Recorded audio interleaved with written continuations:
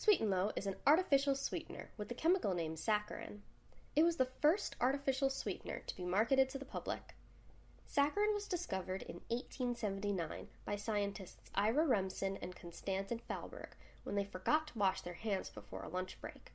While eating, they found that their food tasted sweeter than usual and realized that the chemicals they were working with could be used to sweeten food. Saccharin is 300 times sweeter than regular sugar.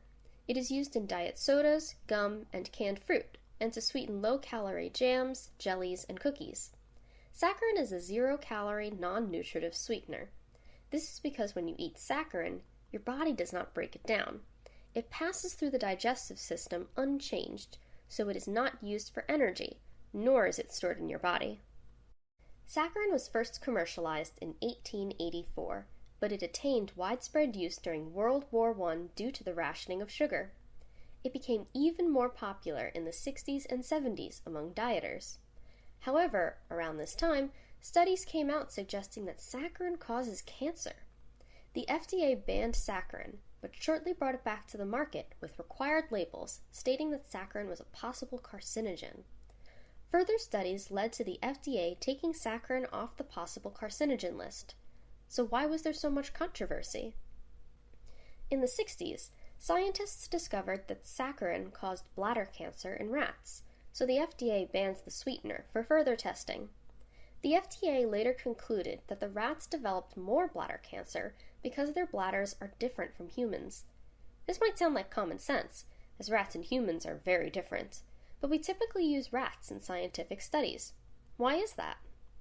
We usually don't use humans for nutritional studies because it is difficult to control everything in people's lives for an experiment. Instead, we look for animals we can more easily monitor that have similar DNA and body systems to us. To compare, we share about 18% of our DNA with plants, making them poor models for human body health. Chimpanzees and rats share the most DNA with us. However, chimpanzees are more expensive and they live longer than rats, so it is more cost and time efficient to do tests on rats. This is important because scientists want as many animals to test on as possible for more data. That being said, rats and humans are still different. It is important for scientists to consider these differences when testing how something might affect human health. They found that rats fed vitamin C had similar tumors. Vitamin C does not have this effect in humans, so they concluded that rat bladders were more prone to developing bladder cancer when certain foods were digested. To get more accurate data, scientists looked at how chimpanzees would be affected by saccharin.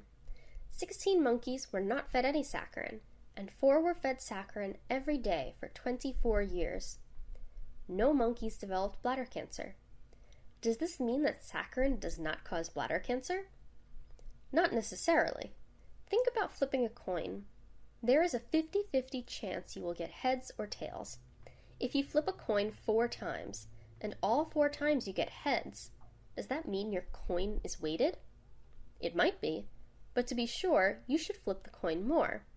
Going back to the chimpanzee study, do you think 4 chimpanzees is enough to decide whether or not saccharin is safe? Many scientists would argue that it is not.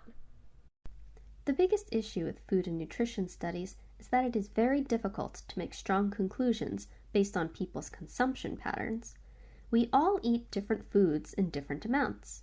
It would even be hard to find someone who has never been exposed to saccharin, like we usually test for in the lab as a comparison. Today, the FDA is adamant that saccharin does not cause cancer and has 30 human studies backing that up.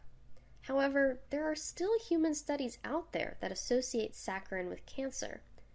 There are even new studies looking into other ways saccharin may be harmful to pregnant women and their babies and to the healthy bacteria in our guts.